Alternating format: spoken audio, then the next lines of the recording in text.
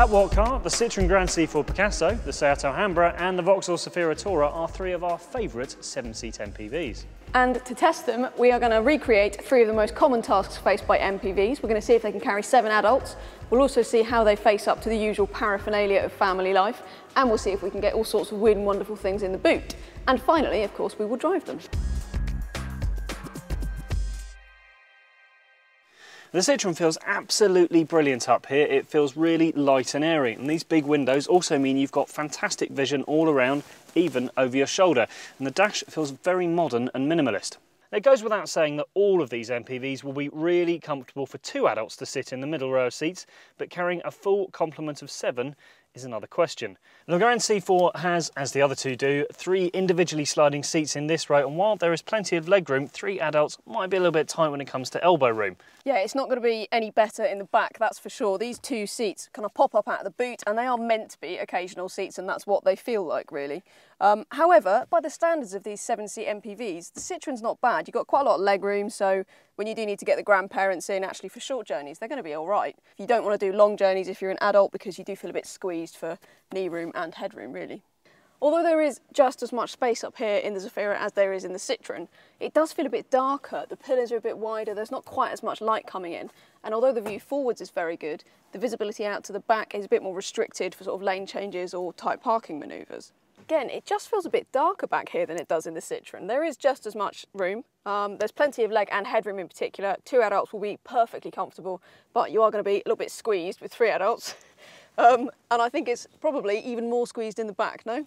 Yeah, I'm quite tight when it comes to foot room and leg room, and got very little headroom. However, these seats are nice and wide, so I've got a good amount of elbow room, and the seats are very supportive as well. So short journeys only, basically. The Seat is a little bit different to our other 2 cars here in that it is a bit bigger and is a bit more van shaped, so you get a bit more space all around. This does mean it is a little bit more expensive, especially in the SE trim that we favour. That means that everything just feels a little bit more drab and a bit more dull inside. However, you do get so much more room, mainly in the form of headroom, and the visibility is fantastic all around. The first thing to notice was that this sliding door made it a lot easier to get in and out, and we've got a bit more elbow room along here, even though these extras are a bit more fidgety and a bit wider than some of the others we've had today. But what's it like in the back? Actually, it's the best of the 3. The seats are set much higher, so they just feel more like permanent seats. And you've still got loads of head and leg room. You do feel a bit squeezed for elbow room, but it's just generally the most comfortable, definitely. So if you're regularly ferrying the football team around or just carrying a lot of adults, the Seat is definitely the better bet. What will be way more important to most MPV buyers is how good they are at carrying children, and we have got resident child seat expert Alex Newby here to sort of show us how that works with these cars. So I know that one thing that a lot of buyers are going to want to know is whether they can get 3 child seats across the middle row. So how does the Citroen stack up in that respect? It does really well. The 3 seats here are all wide enough for you to fit 3 child seats in a row without compromising the shape of the child seats, which is really important. So forgive my ignorance, but I mean, can you get any 3 child seats across here, or do you need to buy special ones, or? Not all of them will fit. Some are wider than others, and you do need to check with the child seat manufacturer if it's suitable for the car, but you may only find out for yourself that you can fit 3 in a row by trying it out. You also need to bear in mind that a group 0+ seat, that's a baby seat here, and a group 1 seat, that's generally used for toddlers here. If that uses the ISOFIX points on the car, you'll need to use one with a top tether in this particular vehicle, because Citroen advises against using one with a leg, supporting leg that would rest on the storage boxes below. It says that the storage boxes aren't suitable for resting a leg on, so get a seat with a top tether and use that instead. Okay, and what about the 2 seats in the back? Can you get child seats in there as well? You can. If you put children in the middle at the same time, Citroen asks you to slide this row all the way back. Now that will compromise the amount of legroom that you've got in the rearmost seats here. So you'll need to check that you can do that, but you may well be able to get a booster seat or booster cushion back there more easily. However, if you've got adults here who are more comfortable on the middle row and children who are happy to go in the back, then yes, you can move these seats forward and give the children in their child seats decent room in the back too. But there's no ISOFIX fittings in the back, There is no ISOFIX. You'll need to use seats that can be attached using the car seat belts, but that's fine. Many child seats come with that option. One other thing I think most families are going to want to know is whether or not you can get a buggy in the back. Yep. And certainly if you choose this kind of slim folding buggy, that's pretty good. then yes, you can. Sorted. So, Alex, tell us about the Zafira. How does that compare to the Citroen? Well, in the Citroen, you have 3 equally wide seats across the middle row. There's about 1 centimetre in it. But in the Zafira, you can even see for yourself that the centre seat is slightly smaller, and you do feel the pinch when you put 3 seats across.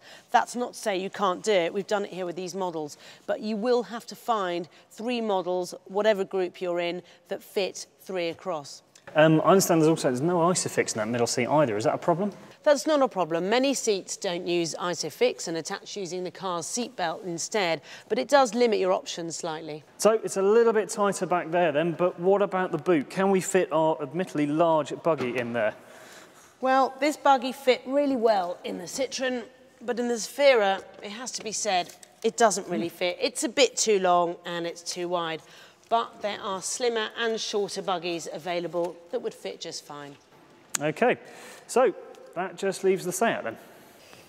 Okay, so I'm thinking with the Seat, the sliding door is going to be a lot better in car parks for getting access to your kids and stuff like that. Yeah, that's true, and it also reduces back strain, bending over to do up harnesses here and here. So, yeah, it makes a big difference, I think. And, I mean, this is a wider car, so do you benefit in terms of the child seat fitment?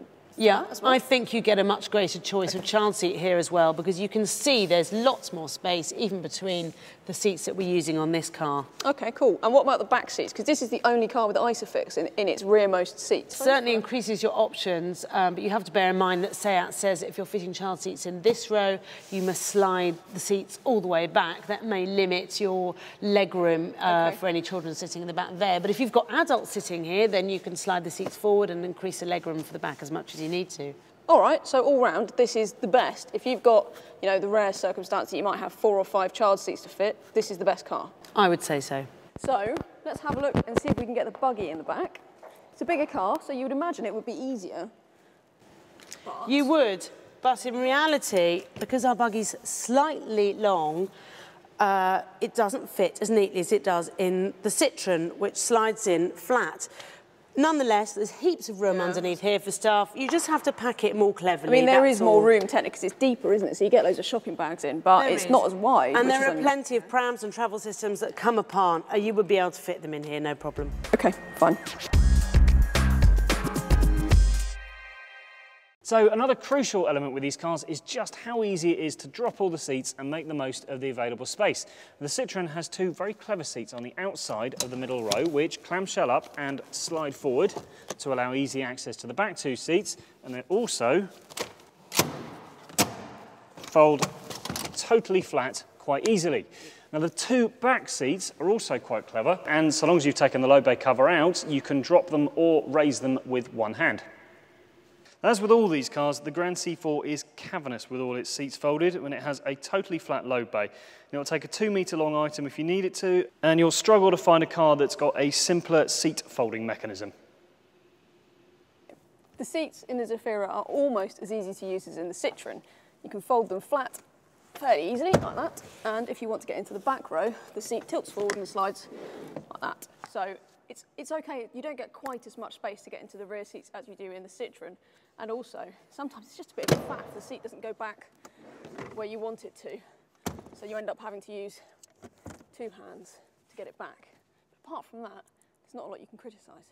The 2 seats in the back are also easy to drop and raise. You can even do it one-handed, although they are a bit heavy.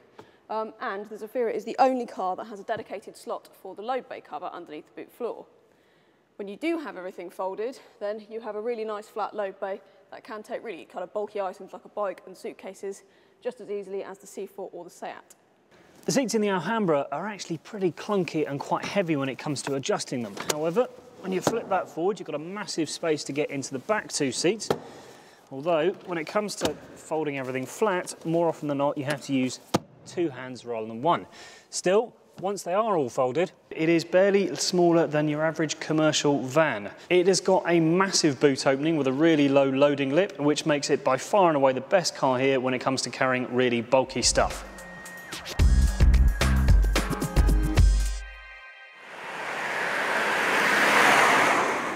So the Citroen's pretty easy to drive, but it's nothing special really. The steering's quite vague and the gear shift is quite notchy and stiff.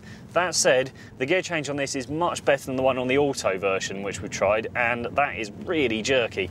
Yeah, I mean, it's not bad in the back either, actually, as you'd expect. You can feel quite a bit more body lean through corners in the Citroen. And the ride is a little bit lumpier over town roads, I think, than in the other two. But I mean, it's still comfortable. I don't think your kids are going to get travel sick or anything. It's pretty comfy for the driver as well. In fact, you're more likely to be preoccupied by this screen here, which you control everything through it, including the aircon. And it's pretty complicated. It'll get a bit easier with time, but it's very fiddly. Engine-wise, the 1.6 litre diesel in this car is probably the noisiest of the three, as you'd expect, but we reckon it's better than the 2 litre just because it's that bit more efficient and more affordable all round. The Zafira is just a sharper thing to drive than the Citroen, really. The steering's quite predictable, it's got a nice weight to it, there's less lean through corners as well. But having said that, it's actually more comfortable too. It soaks up the bumps a bit better and everything's just a bit more settled. I'd also say this is the more refined car. This 1.6 diesel engine that we'd recommend, it's really punchy, affordable, and it's quiet, so you can't really go wrong. What do you reckon in the back? Yeah, I'd echo all of that. This is the quietest of the three back here, and as you say, it is very settled. You've been through some pretty hefty potholes on the way here, and it coped well with all of them. It's definitely a good thing, I think. The only kind of downside is that this interior it's just a bit button heavy, really. It's a bit fiddly. You do get used to it, as you will with most interiors, but it definitely lacks either the glamour of the Citroen or the ease of use of the Seat. So, despite being the biggest of the three cars here, the Seat is still pretty good to drive. The pedals are nice and smooth, which means that there's no jerking away from lights or anything like that, and I reckon it's pretty refined. It's not quite as good as the Vauxhall though, I reckon. What's it like back there? Yeah, I'd agree actually. I think it's so nearly as good as the Vauxhall, but it's just a little bit noisy, a bit boomier around town. But apart from that, the ride's really nice. It's just a really nice place to cover miles. I think it's very comfortable. It's good. Yeah, in many ways, it's just like a big VW Golf in here, but the big elephant in the room as far as this car is concerned though is the price. If you're going to pay the same as you will for the other two, then you only get the basic S trim, and the SE trim that we recommend is quite a bit more, and if you want the same sort of toys as you get in the other car, you're going to have to spend even more. Yeah, no, it's a shame. It's a nice car, but it is expensive. So basically, if space is your absolute priority, then the Seat will suit your purposes better, but it comes at a much higher price. For less money, the Citroen and the Vauxhall still offer practical cars that will be much more affordable and better equipped. The Vauxhall is the better car to drive, but it lags behind the Citroen when it comes to interior quality and the practicality of those rear seats, which, let's face it, is more important when you're talking about a people carrier. So, by the smallest of margins, the Citroen's superior interior quality, its affordability and its practicality means it's the overall winner here. For more information on all three of these cars, search on WHATCAR.com.